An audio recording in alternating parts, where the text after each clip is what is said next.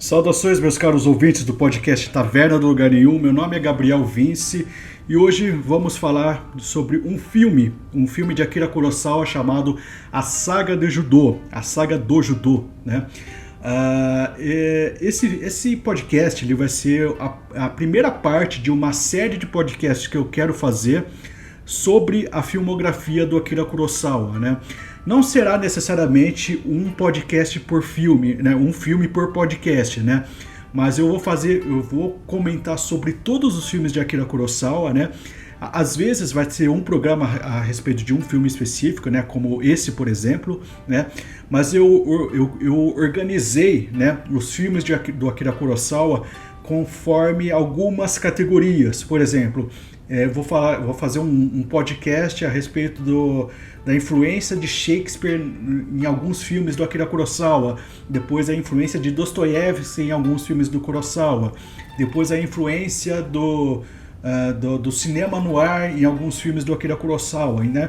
Então eu peguei toda a filmografia do Akira Kurosawa que assisti recentemente, determinei algumas categorias, né, que ainda não estão certas na minha cabeça, né, mas eu determinei os filmes em determinadas categorias, né? Determinei em determinados é foda, né? Mas enfim, beleza. E eu vou fazer programas, né, a respeito deles, né? E, bem, eu vou me apresentar, né? Meu nome é Gabriel Vince, eu sou dono desse podcast, né? Taverna do Lugar Nenhum. Se vocês quiserem, tem um site, né? tavernadolugarnenhum.com.br. Lá tem os meus textos, né? Os textos que estão lá, né? Eu tô dando uma revisada em todos eles, né? Mas estão lá, né? Estão lá os textos para quem quiser ler, né? Muito do que eu vou falar ao longo dos programas sobre a filmografia do Akira Kurosawa já está lá de uma forma meio de rascunho, né? Recentemente eu formatei a forma definitiva do artigo que eu escrevi sobre a saga do judô. Se vocês quiserem ler, tá bem legal o texto lá, que é o texto que basicamente vai nortear esse programa aqui, né?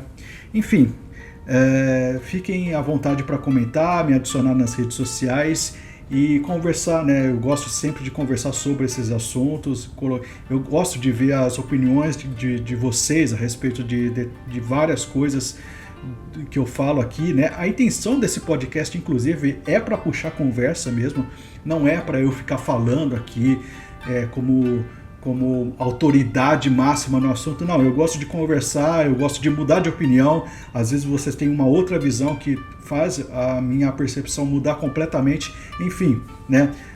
Esse podcast é apenas uma desculpa para esse tipo de conversa, né? Enfim, vamos logo ao assunto principal, que é, né, o filme A Saga do Judô, de Akira Kurosawa. Bem, antes de falar do filme em si, né, eu quero dar um contexto geral de algumas coisas a respeito do Akira Kurosawa, né? Akira Kurosawa, né, é um diretor japonês muito conhecido, né, por sua prerrogativa humanista. Só que é uma coisa interessante, porque ao mesmo tempo que ele é conhecido por sua prerrogativa humanista, ele também é conhecido por diversos filmes épicos marciais. Ele é conhecido por diversos filmes com temas samurais, né? Temas de guerra e tudo mais, né? E como isso é possível, né? Tá na mesma pessoa isso aí, né? A gente tem, por exemplo, Sete Samurais, A Fortaleza Escondida, Yojimbo, Sanjuro, Kagemusha, Han, O Trono Manchado de Sangue. Esses filmes são normalmente os primeiros filmes que as pessoas lembram quando o nome do diretor é citado. Mas se for pegar, por exemplo, os críticos, o que eles falam do Akira Kurosawa, quais são as suas características principais, eles geralmente vão citar a prerrogativa humanista, né?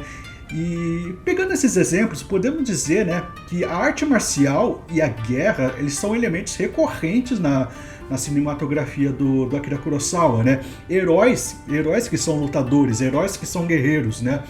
Até mesmo um filme chamado Barba Ruiva, que é um filme sobre um médico numa periferia de Koishikawa, existe uma cena de luta ali, uma cena em que o Barba Ruiva protagoniza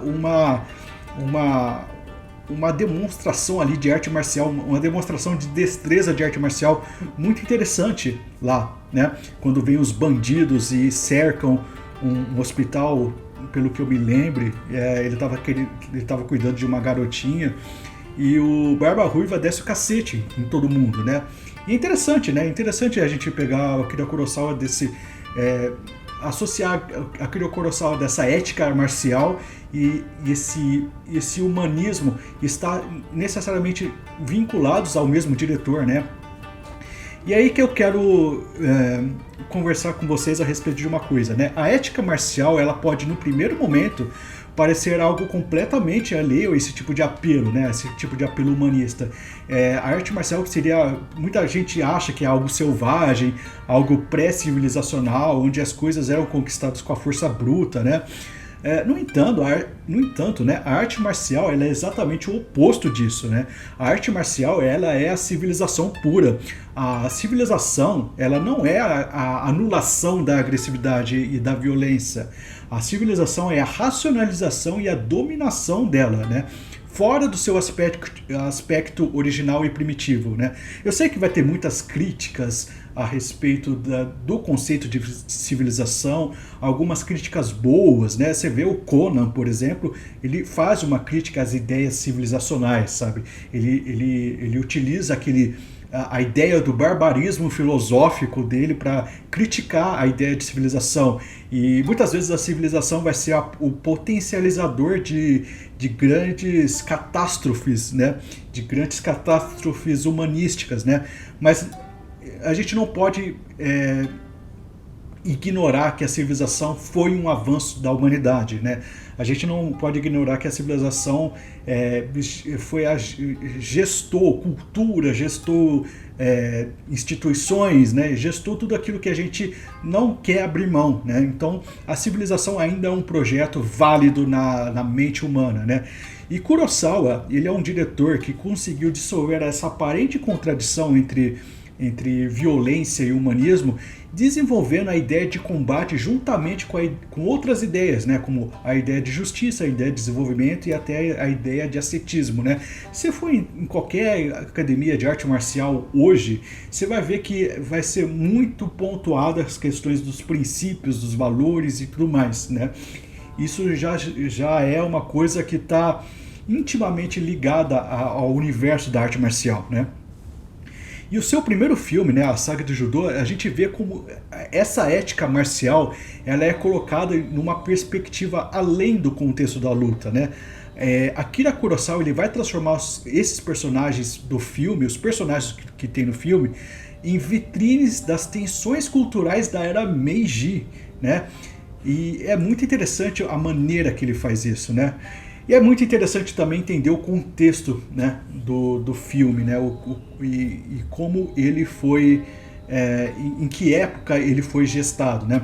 O filme ele foi lançado inicialmente no Japão em 25 de março de 1943 pelo estúdio Toho e é baseado no romance homônimo de Tsuneo Tomita, cujo protagonista, né, que é um cara chamado Sugata Sanshiro, né, que dá o nome ao filme original, foi inspirado num lutador real chamado Shiro Saigo, que é um dos primeiros e mais famosos praticantes de judô da história, né?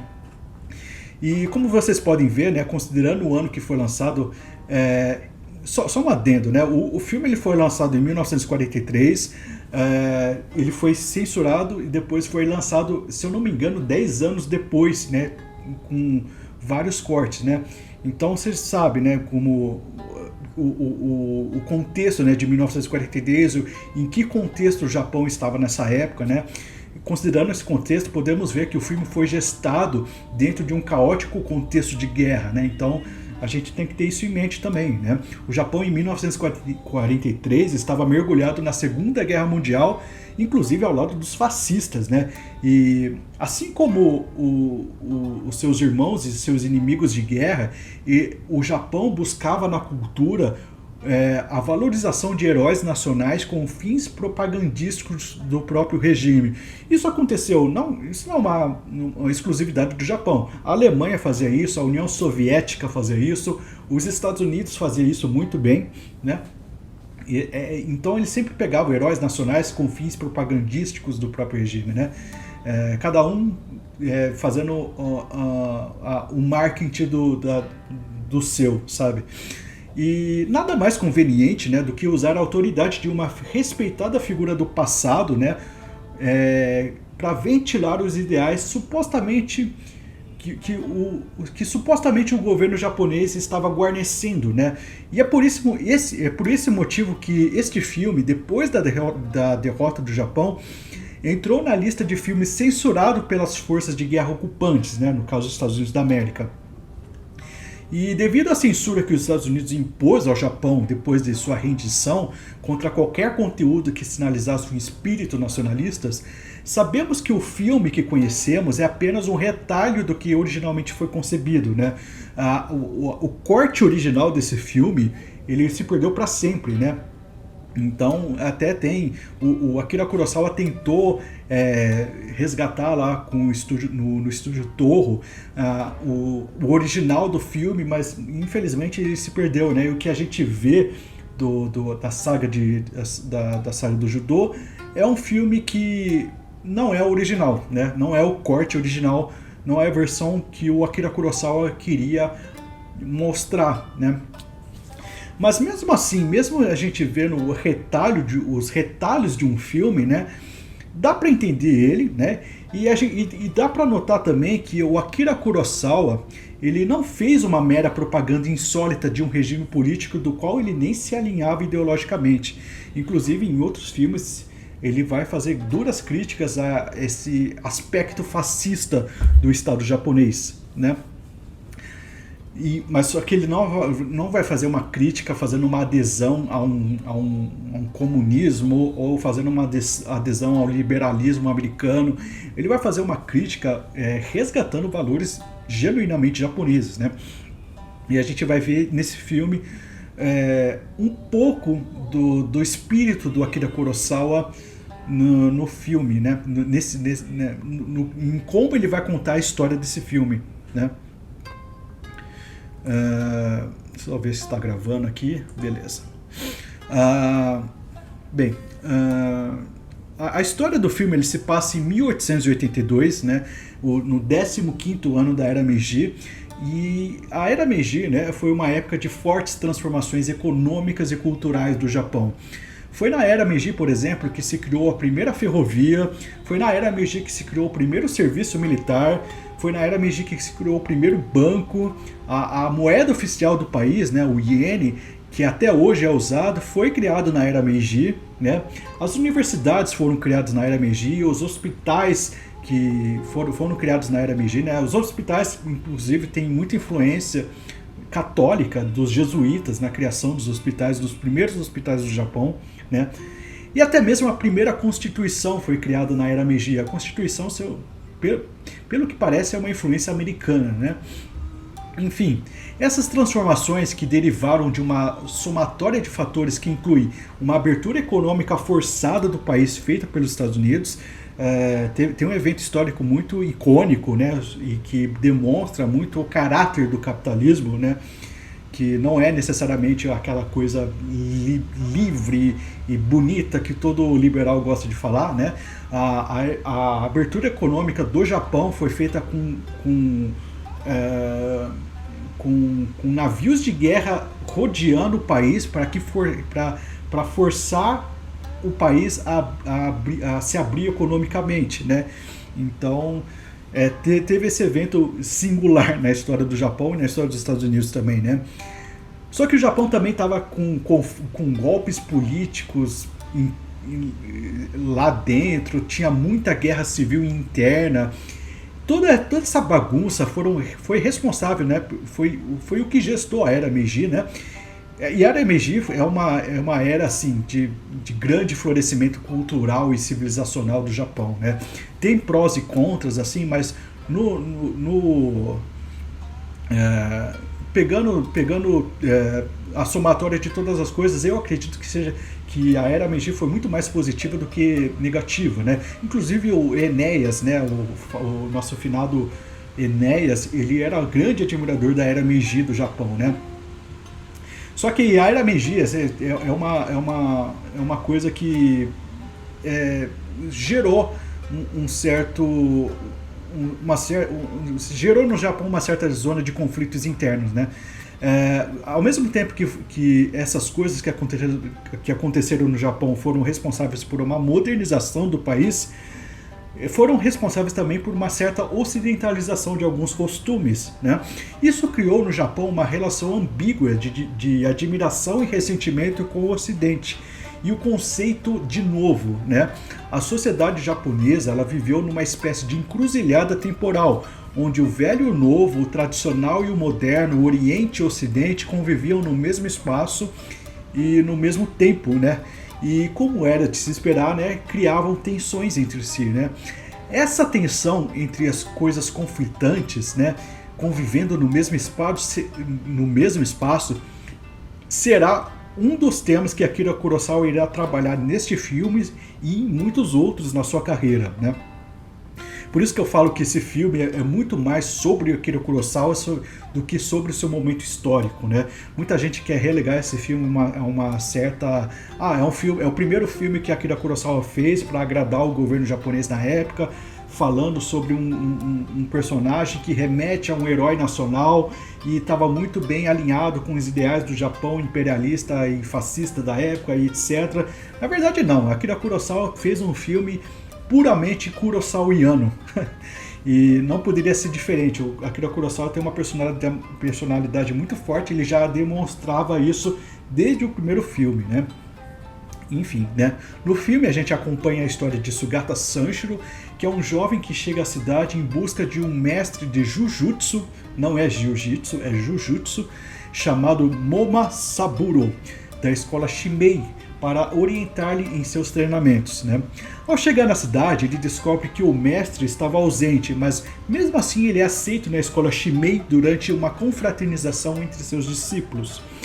Entre as conversas que ele ouve lá dos seus discípulos, né, dos discípulos do Moma Saburo, ele toma conhecimento dos desafetos destes com um mestre chamado Yano Shogoro, especialista em uma nova arte marcial chamada Judô. Aqui, né, já vemos delineado o conflito entre o velho e o novo, né? O judô era visto com desprezo por eles por ser uma arte moderna, ao mesmo tempo que era notado por todos como uma certa evolução do Jujutsu, né? Os membros da escola de Jujutsu, com receio da estagnação da sua arte, elaboram um plano para matar ou desmascarar o mestre Yano em uma emboscada, né? O carro de Yano é abordado em uma ponte pelo grupo de lutadores, acompanhados por Sanshiro, né? E Sanshiro ele assiste a derrota de todos os seus colegas por um único mestre, né? O Yano, e ele fica fascinado com aquilo, né? E tenta tornar-se discípulo de Yano, né? Ele fica perseguindo, enchendo o saco do mestre para que ele se torne discípulo dele, né? E veja que interessante, né? O protagonista, ao tomar contato com essa nova arte marcial, que se prova diante dos seus olhos como mais eficiente, se desnuda do orgulho, né? Algo que era muito valorizado na cultura japonesa, especialmente no contexto de Segunda Guerra Mundial, e se torna seguidor do seu novo mestre, né? E após tornar-se discípulo de Yano, Sanshiro demonstra ser um jovem bastante teimoso e indisciplinado, né? Ele se envolve numa briga de rua e é desaprovado pelo seu mestre, que censura o jovem declarando que ele desconhece o caminho do homem, né? Sanshiro fica muito arrependido, né? E desesperado para provar que seu mestre, para provar ao seu mestre que está capacitado a ser seu discípulo, que ele mergulha nas águas geladas de um poço perto de um templo onde Yano costuma rezar, né? E sua intenção é mostrar ao mestre que ele está disposto a morrer naquelas águas para conseguir seu perdão, né? Sanshiro ele se agarra num arbusto e permanece lá durante toda a noite, né? E o sacerdote local lá fica tentando tirá-lo de lá. Pô, que maluco, cara, você vai morrer aí, você vai morrer segurado nesse pau aí, sai daí, seu imbecil, né? O sacerdote logicamente não fala com essas palavras bonitas que eu falei aqui, mas ele tenta convencer o Sanshiro a sair de lá, né? E o entendimento e a percepção do caminho do homem mencionado por Mestre Yano acontece quando Sanshiro, no meio da noite, ele observa uma flor de lótus iluminada pela luz da lua. E é uma cena muito... Primeiramente, é uma cena muito bonita, né? E é uma cena muito singular, muito impactante, né? Esse momento de beleza singular, visto apenas por Sanshiro, proporciona ao jovem, um guerreiro, né, a sua necessária epifania e o ponto de virada da história, né? E é interessante aqui, não há como decodificar essa mudança sem apelar por uma explicação puramente espiritual, né? A partir desse momento, o filme se torna assumidamente budista, né? As mudanças que ocorrem a partir desta contemplação, elas podem soar inverossimilhantes se estivermos presos à ideia de que há necessariamente uma explicação lógica e racional e material para tudo, né? E é muito reflexo de nós mesmos, né? A gente vive num mundo muito espiritualizado e costumamos relegar a ideia de iluminação ou uma revelação num plano de ilusão ou desconfiança, né? A gente pega toda essa narrativa espiritual que temos em nossas mãos e resumimos tudo em delírio, né? Mas então, ou seja, né, nós somos automaticamente refratários à ideia de que um conhecimento ele pode vir sem estar relacionado a uma cadeia de memórias ou uma cadeia de experiências adquiridas ao longo da vida, né?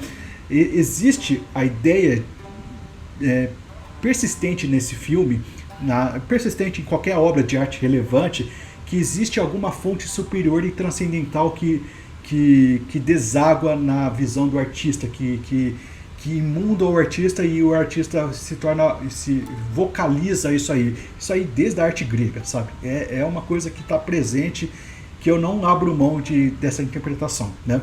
O Zen budismo, né? A gente vai voltando aqui para a flor de lótus, né? No Zen budismo, a flor de lótus desculpa, ela está associada à ideia de pureza e renascimento, né? E a luz da lua, que é outro elemento espiritual simbólico do budismo, ela está associada ao conhecimento, né? Então a gente tem uma síntese visual. Nossa, eu pareço agora, eu fiz agora a voz do Silas Malafaia. Desculpa, eu estou falando muito alto há muito tempo, né? Bem, enfim, voltando. Essa síntese visual, que também é simbólica e espiritual, vai operar uma transformação fulminante, né, como é próprio das epifanias, no protagonista, né, e ele renascerá mais puro e mais sábio, né.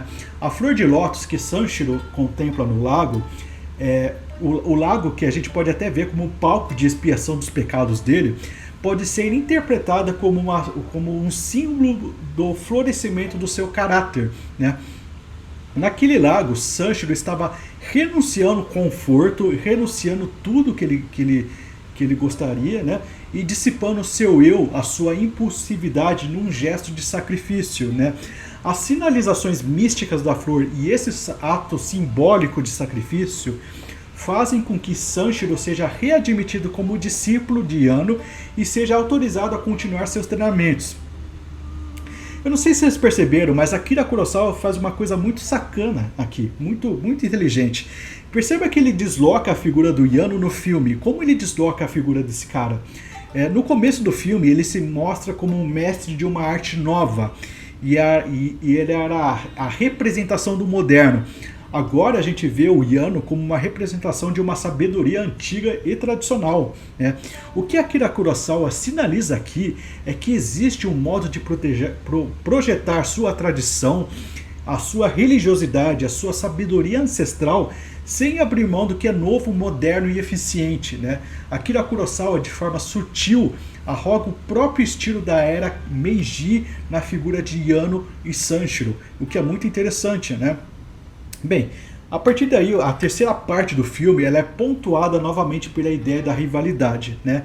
Especialmente pela chegada de Higaki Genosuke, que é um exímio praticante do Jujutsu que desafia tanto Yano quanto Sanshiro para um combate de vida ou morte. E é interessante essa figura, o Higaki Genosuke. né? Ele é um dos melhores personagens desse filme, né? Porque ele se apresenta como um guardião de uma arte tradicional, né? O Jujutsu. No entanto, vemos que ele trata com desprezo aquilo que realmente é tradicional no espírito japonês, né? Isso fica explícito em diversas cenas. Tem uma cena específica que ele está deitado e ele está fumando, né, o seu cigarro, e ele vê uma flor de lótus e ele não trata essa flor de lótus com a solenidade de um budista, né? Ele pega e faz dessa flor de lótus um cinzeiro, né? Ou seja, ele despreza todo o conteúdo simbólico que lhe é inerente, né? E esse cara aqui, ele tá vindo como um guardião de uma arte tradicional, né? Ou seja, é só retórica tradicional, só que de tradicional esse cara não tem absolutamente nada, né? Inclusive essa é uma das diversas cenas que Akira Kurosawa nos apresenta de forma exclusivamente visual aquilo que ele quer dizer, né? Akira Kurosawa não é um diretor que é textual, que vai deixar tudo explicadinho para você. Você olha a imagem e você vê e você entende o que o Akira Kurosawa quer dizer sem nada, sem nenhum texto, né? Isso é próprio de quem domina a linguagem cinematográfica, como poucos, né? E vale lembrar que Akira Kurosawa estava no seu primeiro filme. Tem outra cena muito interessante quando se chega na cidade, quando o Yano Shogoro chega na cidade e é feita aquela emboscada, né? E o Akira Kurosawa ele quer demonstrar a passagem do tempo, né? Nessa cena, né, que o Yano chega na cidade e derrota todo mundo, né, ele deixa cair um chinelo, aqueles chinelos de madeira grandes, né, e Akira Kurosawa quer colocar no filme, quer representar no filme a passagem do tempo, né, e então a gente vê aquele chinelo filmado em diversos momentos, né? Tá chovendo, aí tem as pessoas passando e o chinelo tá no mesmo lugar, aí o chinelo tá em outro lugar que alguém pegou e jogou. É interessante ver que a gente tem a noção da passagem do tempo, não olhando o relógio, não colocando aquela coisa lá 3 meses depois, sabe? Que muito do cinema mais comercial faz, né?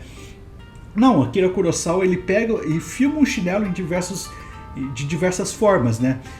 Um chinelo para representar a passagem do tempo. Isso aí é uma coisa parece coisa de diretor muito experiente, muito afeiçoado à sua própria linguagem cinematográfica, né? Muito confortável com a linguagem cinematográfica em si, mas eu volto a repetir, é o primeiro filme do Akira Kurosawa, sabe?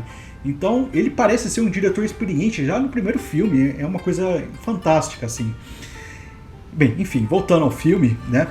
Chega de rasgação de seda pro Akira Kurosawa, já fiz demais ao longo da vida e vou fazer ainda mais até morrer. Bem, a gente tem a luta, né, de Sanshiro e Higaki numa planície e sobre a ótica de testemunhas. Essa para mim é o ápice do filme, né? Essa luta é muito interessante. E a vitória de Sanshiro, spoiler, a vitória de Sanshiro estará relacionada com as reminiscências da Flor de Lótus, que retoma somente durante o combate em um momento crucial. Ou seja, Sugata Sanshiro e Genosuke Higaki, eles estão lutando lá na planície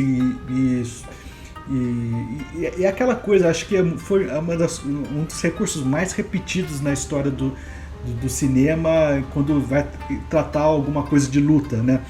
Você tem o protagonista que tá apanhando para um caralho e num momento assim de ele tá quase perdendo, ele lembra de alguma coisa, ele lembra de alguma, sei lá, alguma frase, alguma coisa vem na cabeça dele como uma epifania e ele dá uma reviravolta e vence a luta, né? É o que acontece aqui. Se eu não me engano, esse foi o primeiro filme de arte marcial da história, né? Eu não sei se tem algum outro filme, talvez um filme chinês aí que, enfim, mas esse é um dos primeiros filmes de arte marcial da história, né? Então esse recurso, né? Esse recurso que a gente vê muito em filmes de arte marcial foi gerado aqui, né? Em suma, né? O Sanshiro, ao lembrar da Flor de Lótus, né, ele renasce no combate, assim como renasceu como discípulo de Yano naquele lago frio ao lado do templo, né? Então, enfim, né? A saga de Judô é um filme que está muito além de ser um filme sobre arte marcial, sobre uma arte marcial específica, né? Está além de ser uma propaganda política de um herói nacional também.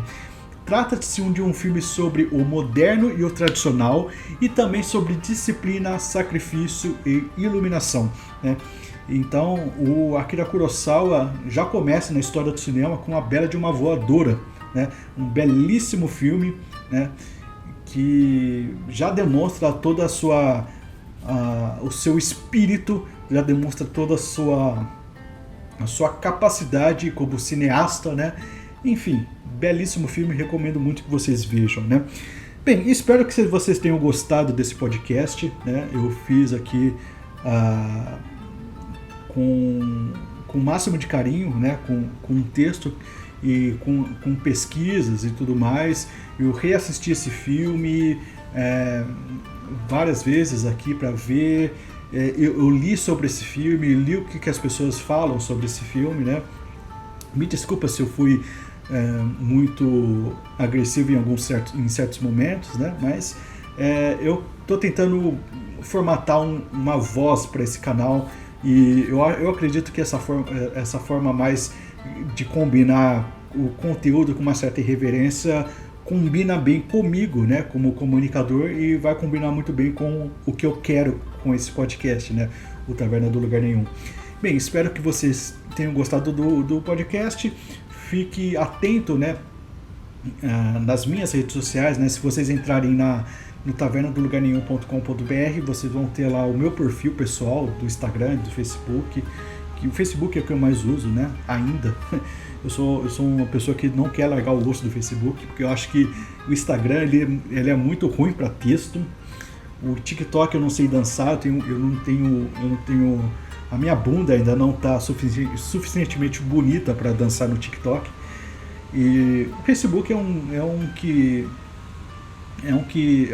uma rede social que permite muito que eu desenvolva textos muito bem elaborados, né?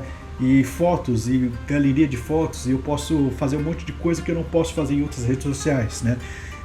Na real, o que eu gostaria mesmo é de ter o Orkut de volta, né? Mas infelizmente vocês não vão pra lá nunca mais, né? O Orkut morreu, infelizmente, é a melhor rede social de todos. Enfim, chega de bobagem e espero que vocês tenham gostado do episódio. E não esqueçam de acessar tavernadolugarnenhum.com.br, não sei quantas vezes eu já falei isso. E até mais, fiquem com Deus. E eu vou deixar vocês aí com uma música de uma cantora de música pop japonesa dos anos 70.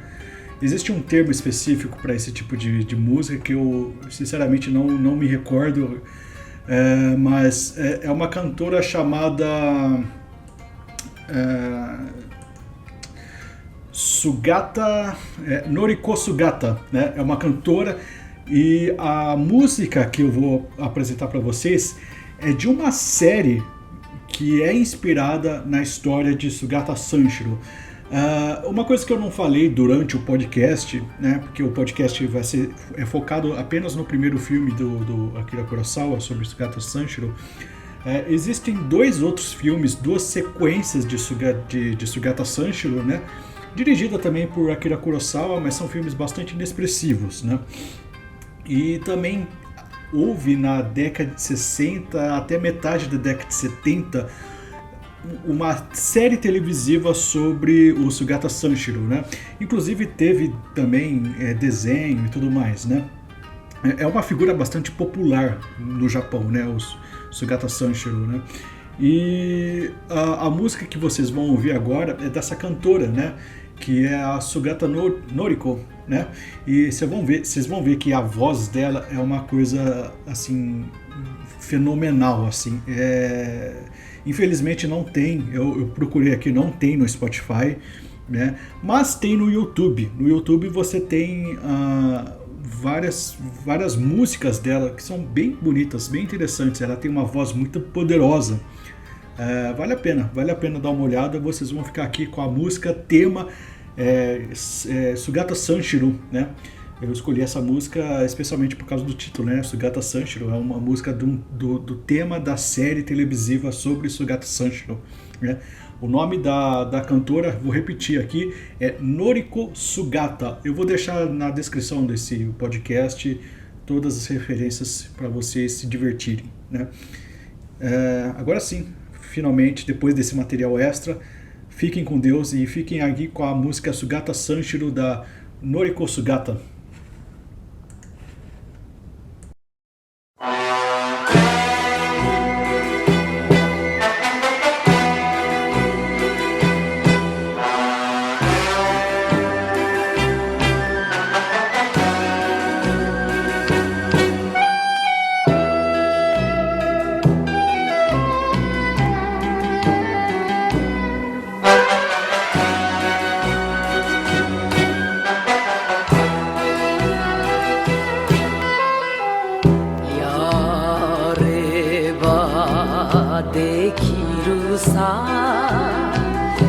できなけりゃ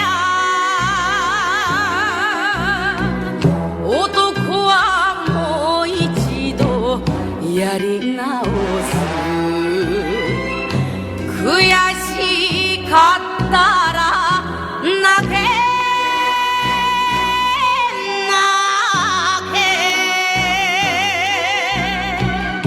泣いてもいいから前を見ろ三四郎それが勝負というのさ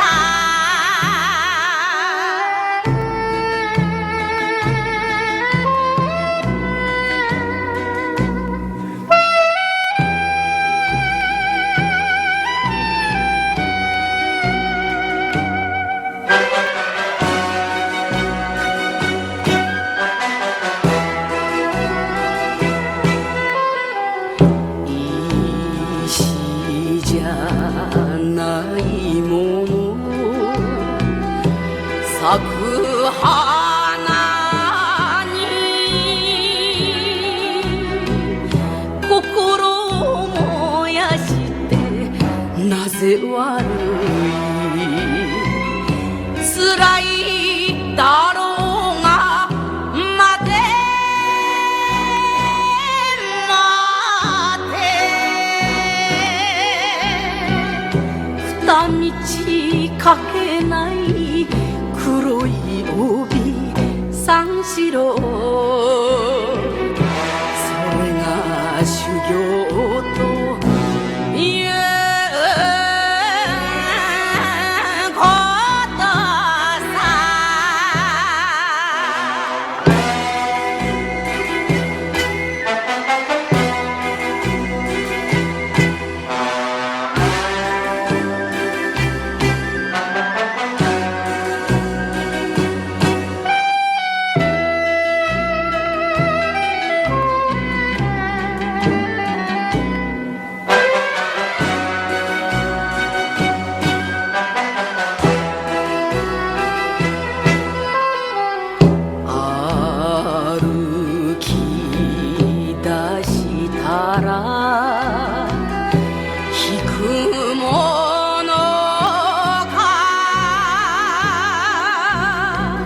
男が心に決めた道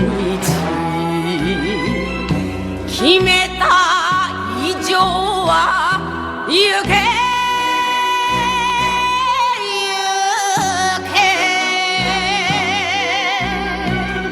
夜明けの明かりが見えるまで三四郎生きると